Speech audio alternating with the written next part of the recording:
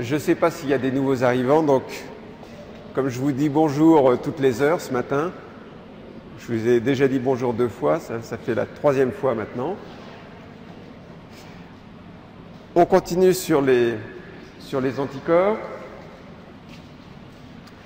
et on va parler de quelque chose qui est extrêmement important dans les réactions antigènes-anticorps, ce sont les réactions croisées.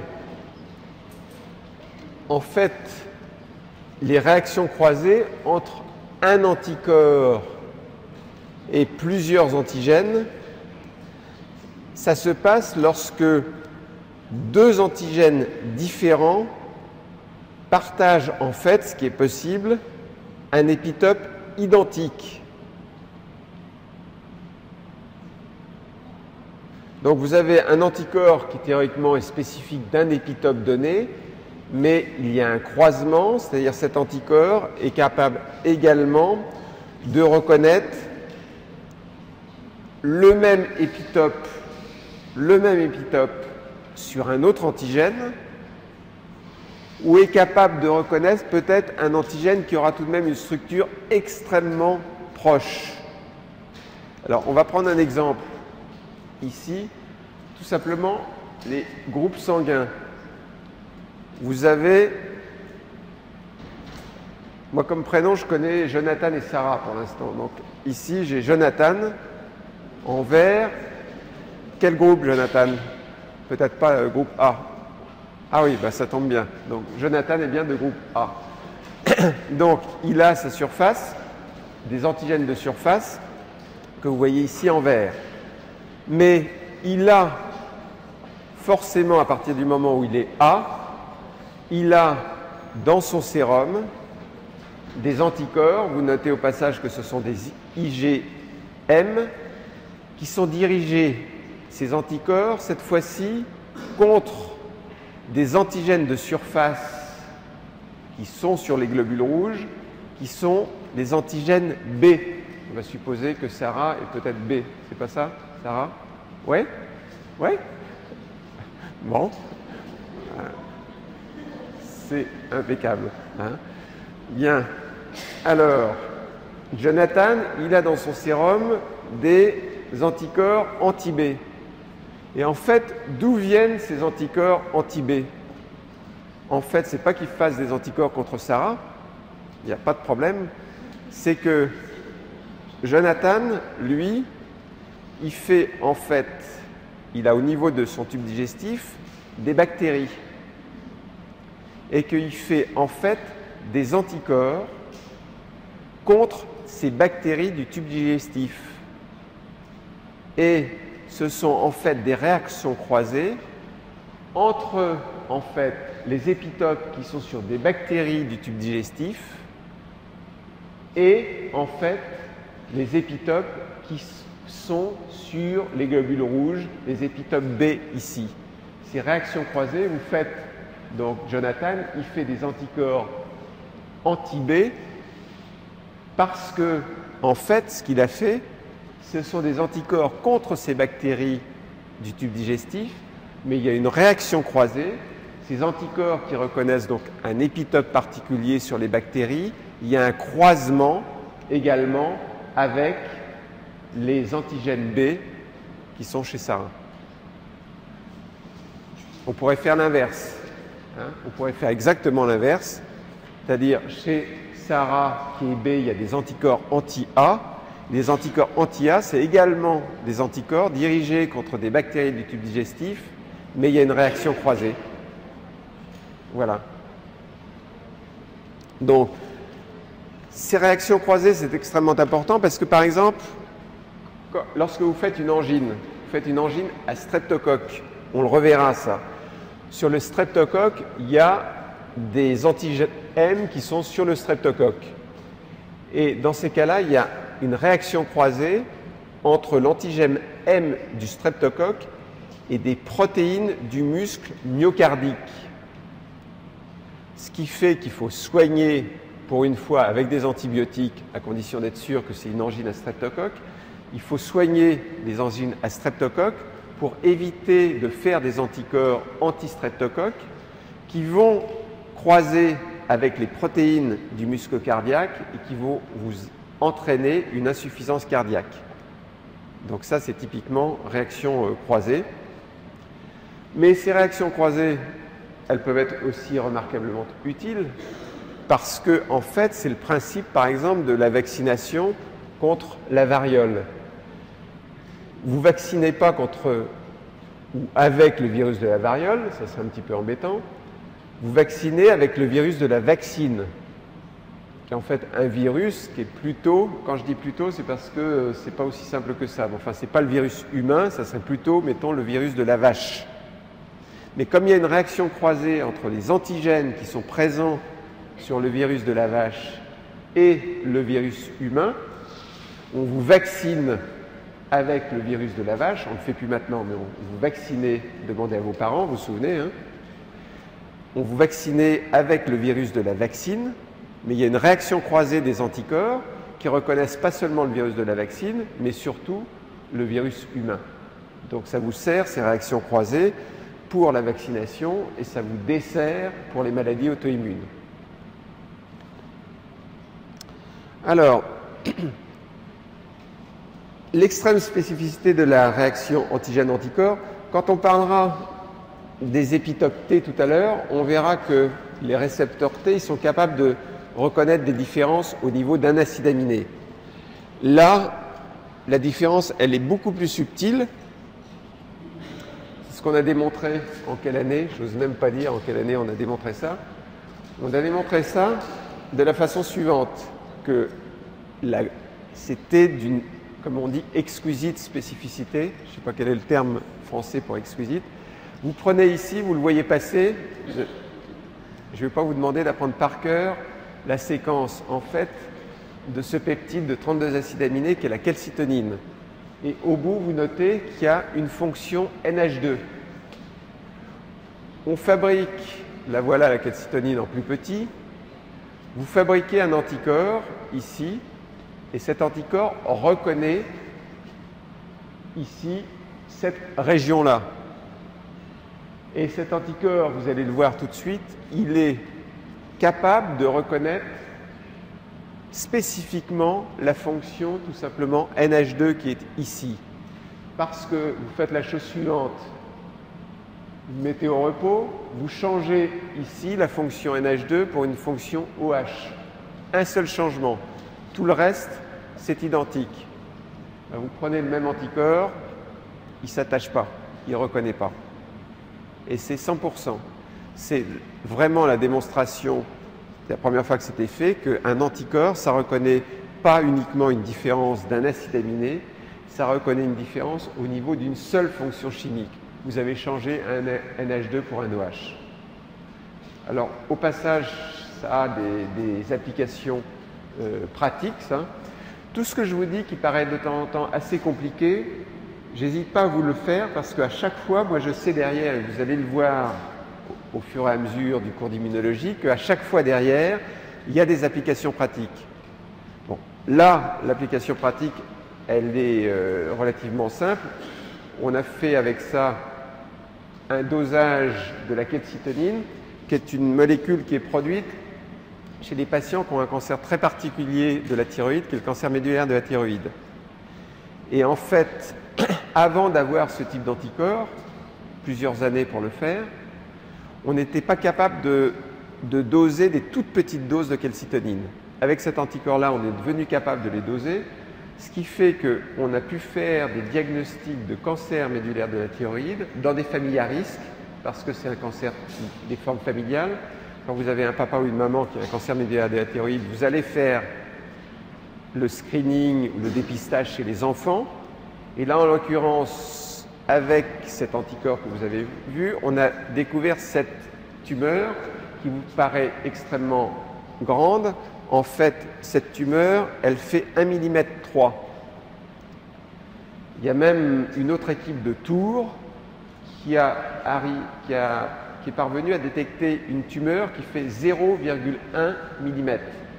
Ce sont des tumeurs que vous détectez, même si c'est des cas exceptionnels, que vous détectez chez des jeunes enfants 20 ans avant l'émergence du cancer. C'est-à-dire que c'est des cancers qui apparaissent vers 35 ans. et vous faites le dépistage vers 15 ans. Donc 20 ans avant, vous dépistez à l'aide de ces techniques ces cancers et on est en 2008, ça reste les plus petites tumeurs que l'on est capable de détecter avec une prise de sang en fait. Donc ça, c'était pour vous montrer d'une part l'extrême spécificité et précision des réactions antigènes-anticorps avec une illustration. Et maintenant, on va un petit peu parler assez brièvement, mais quelques principes, sur les réactions antigènes-anticorps que vous allez utiliser, et notamment les réactions de précipitation. Alors, les réactions de précipitation, vous pouvez faire par exemple des techniques d'immunodiffusion radiale dans lesquelles vous allez essayer de faire précipiter l'anticorps qui est ici dans un milieu gélifié en agar avec l'antigène que vous allez mettre ici dans les petits puits. Et regardez ce qui va se passer. Vous mettez votre antigène ici dans les petits puits à des concentrations différentes. L'antigène va diffuser. Il va se passer une ligne de précipitation que vous avez ici avec des lignes de précipitation qui sont plus ou moins à distance des puits en fonction de la quantité d'antigène que vous avez mis.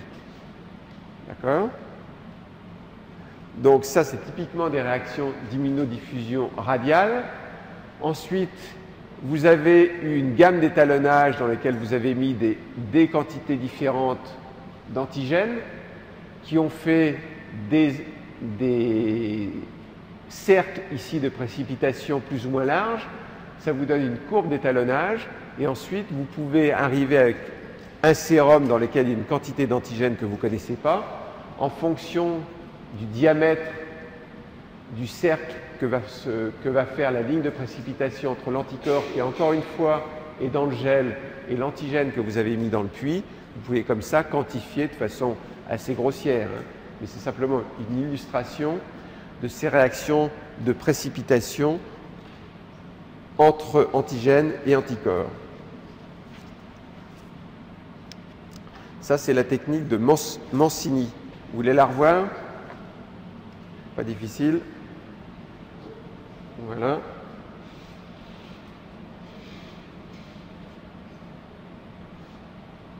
Pour ceux qui vont le regarder sur l'intranet, il doit falloir avoir des programmes qui sont capables de lire les petits fichiers comme ça. Moi, j'utilise QuickTime. Ça doit marcher. Si ça ne marche pas, il va falloir que vous ayez QuickTime. Pardon? Ça. Bien. Même principe ou principe très similaire pour l'immunoélectrophorèse. Là, tout à l'heure, vous avez vu une immunodiffusion radiale avec l'anticorps qui était inclus dans le gène. Là, on va faire les choses un petit peu différemment dans l'immunoélectrophorèse. Ici, vous faites diffuser, il faudrait que j'arrête, je vais trop vite là, on va le laisser faire et on va revenir. On recommence, comme ça on va arrêter.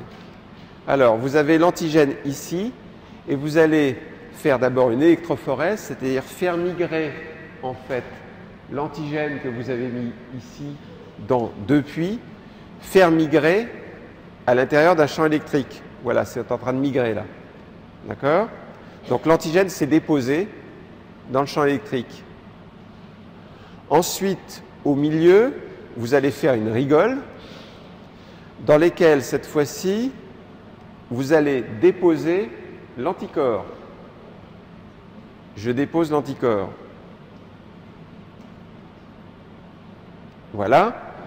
Ensuite, je vais laisser diffuser la réaction entre l'antigène et l'anticorps et je vais observer ici, au fur et à mesure, voilà, ça diffuse et hop, j'ai des lignes de précipitation entre les différents antigènes qui ont migré et les différents anticorps. Ça, c'est notamment pour faire des immunoélectrophorèses du sérum et pour repérer si dans votre sérum, vous avez Par exemple, si vous avez un myélome multiple, si vous avez un myélome multiple, vous prenez le sang du patient, vous verrez des immunoélectrophorèses comme ça, vous en verrez. Vous avez dans le sang du patient énormément d'IgG. Vous allez faire migrer le sérum de votre malade. Vous allez mettre ici un anticorps anti-IgG humaine et vous allez voir apparaître à un moment donné une très grosse ligne de précipitation entre l'IgG qui est présent dans le sérum de votre malade et l'anticorps anti-IgG que vous avez mis ici dans votre rigole. Donc ça, immunoélectrophorèse. Réaction d'agglutination. Vous pouvez, ces anticorps, au lieu de les faire précipiter, les antigènes qui précipitent, on appelle ça des précipitines. Les antigènes qui agglutinent, on appelle ça plutôt des agglutinines. Voilà. Donc, exemple de réaction d'agglutination qui est très utilisé. Le test de Combs pour voir si, en fait, vous avez des anticorps dirigés contre vos hématies. Et il y a le test de Combs direct, ici, où vous prenez les hématies du patient.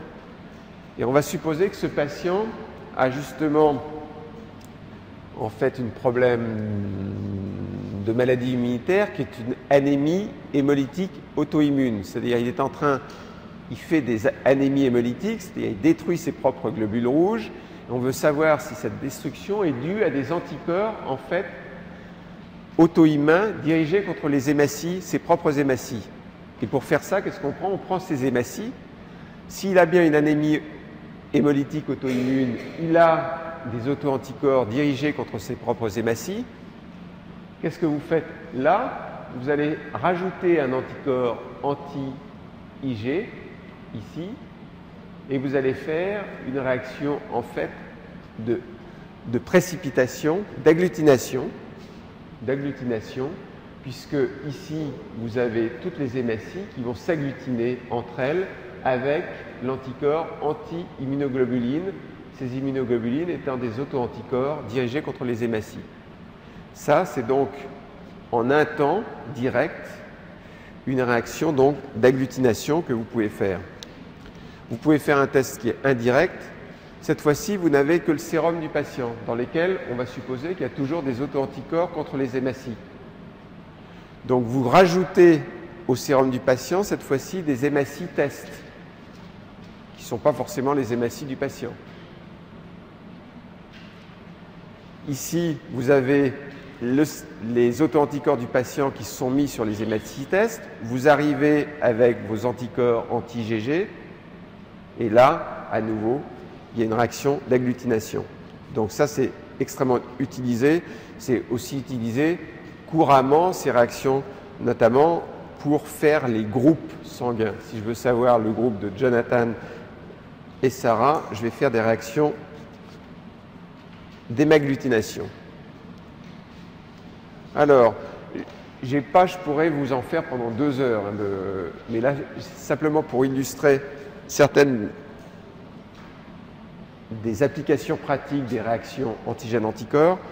Là, dosage radio-immunologique et immunoenzymologique, c'est pour souligner tout de même un point, c'est que vous avez encore un prix Nobel attribué en 1977 à Rosaline Yallo.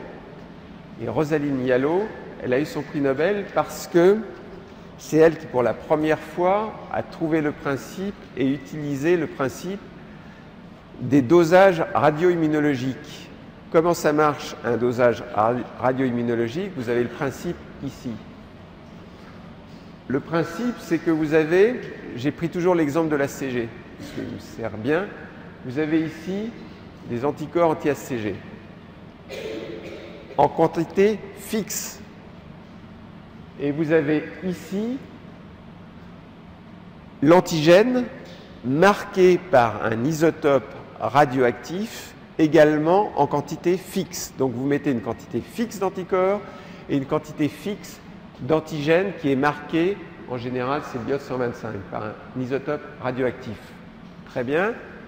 Donc ça, je reviens Maintenant, à cette quantité fixe, il y en a 10 ici, et cette quantité fixe d'antigènes, je mets en général une quantité d'antigènes plus forte que la quantité d'anticorps. Mais maintenant, je veux doser dans le sérum d'un patient, une dame ou un monsieur, parce que vous avez des messieurs qui produisent de l'hormone de grossesse. C'est ceux qui ont une tumeur du testicule ou qui ont certaines tumeurs du testicule. Dans ces cas-là, entre l'ACG que je veux doser dans mon sérum et ici l'ACG qui est marqué, toutes ces molécules vont rentrer en compétition face à la même quantité d'anticorps. Je rentre en compétition. Bien. Et maintenant, ce que je vais faire, c'est que j'ai fait rentrer en compétition toutes ces molécules. J'élimine tout ce qui ne s'est pas attaché à l'anticorps, ou plutôt je précipite, j'élimine ici. Je précipite antigènes et anticorps. Et dans ces cas-là, qu'est-ce qui se passe? Plus j'avais d'antigènes dans le sérum de mon malade, moins il me reste d'antigènes marqués qui est resté attaché à l'anticorps. Ici, j'en ai mis 4. Ici. Dans le sérum de mon malade, j'aurais eu par exemple 8 molécules d'antigènes. Il ne me serait plus resté que 2 molécules d'antigènes marquées. Donc, qu'est-ce que je fais? Je compte la radioactivité de mon complexe antigène-anticorps. Et au passage, plus j'ai de radioactivité, moins j'avais d'antigènes dans le sérum de mon malade. Et inversement, plus j'ai d'antigènes dans le sérum de mon malade, moins j'avais de radioactivité dans mon culot. C'est clair? Donc c'est tout simplement une réaction de compétition face à la même quantité d'anticorps entre un antigène marqué en quantité fixe et un antigène non marqué en quantité variable. Ça, alors vous dites, un prix Nobel pour avoir trouvé ça. En fait, ça a été une véritable révolution parce que pour la première fois, on est devenu capable de doser des toutes petites quantités d'antigènes. C'est extrêmement important. La technique de calcitonine que je vous ai montré tout à l'heure, quel est le progrès qu'on avait fait? On avait simplement, avec des anticorps bien choisis, etc., multiplié par 20, en fait, la sensibilité des dosages qui existaient déjà. C'est-à-dire, il y avait des dosages radioimmunologiques. On les a améliorés avec maintenant cette technique dont je vais vous parler tout de suite, qui sont des dosages immunoradiométriques. Mais on a multiplié entre RIA, c'est-à-dire le prix Nobel de Rosaline Yallo, et la technique, nous, on a multiplié par 20. Rosaline Yallo, elle avait multiplié par, je ne sais pas, il faudrait que je vérifie, par 100, 1000 ou 10 000. Ça veut dire qu'avant Rosaline Yallo, et avant cette technique qui était relativement simple, on ne savait pas ce qui se passait, on ne savait pas quelle était la quantité d'un antigène X que vous aviez dans le sérum de votre malade. À partir du moment où vous augmentez de 100, 1000, 10 000 fois la sensibilité d'une technique, ben vous voyez des choses qu'avant on ne voyait pas. Donc ça vaut vraiment un prix Nobel. Alors là, vous avez en fait les techniques que l'on fait nous, celles qui sont dans les petits coffrets que vous avez vus tout à l'heure. En fait, vous avez une bille plastique, vous avez le sérum de votre malade dans lequel il y a l'antigène. Et qu'est-ce que vous voulez faire? Sur la bille plastique, il y a en fait un anticorps. Cet anticorps, il capture l'antigène qui est dans le sérum ici. Ça, c'est le réactif de capture qui est sur la bille plastique. Et il capture en fait l'antigène qui est dans le sérum de votre malade. Et une fois que vous avez capturé l'antigène, vous venez avec un autre anticorps ici qui est marqué par un isotope radioactif, par un enzyme, c'est ce qu'on appelle le traceur. L'antigène, il est pris en sandwich entre les deux. Et ici, à la différence de tout à l'heure, plus vous aurez d'antigène qui est venu se coller sur l'anticorps et sur la bille, plus vous aurez de radioactivité. Donc c'est l'inverse de la radioimmunologie. La radioimmunologie, c'était une technique par compétition. Là, c'est une technique sandwich. Voilà. Ça, c'est le réactif de mesure. Alors, vous avez d'autres techniques. Immunofluorescence. Immunofluorescence, c'est pour repérer un antigène à la surface de cellules. Alors, on va le faire marcher ici. Non. Je veux pas ça, moi. Je reviens. Voilà. Alors, je mets les anticorps fluorescents qui viennent se lier. Je retire tout ce qui ne s'est pas lié aux antigènes et je vois, vous voulez qu'on recommence, je vois les cellules qui ont à leur surface l'antigène repéré par l'anticorps. Elles sont là, les cellules. D'accord? On recommence. Voilà. Ici, j'ai un anticorps dirigé contre un antigène de surface cellulaire. Je lave ici et je révèle ici à les lumières ultraviolettes. Voilà. Voilà ce que ça donne en vrai.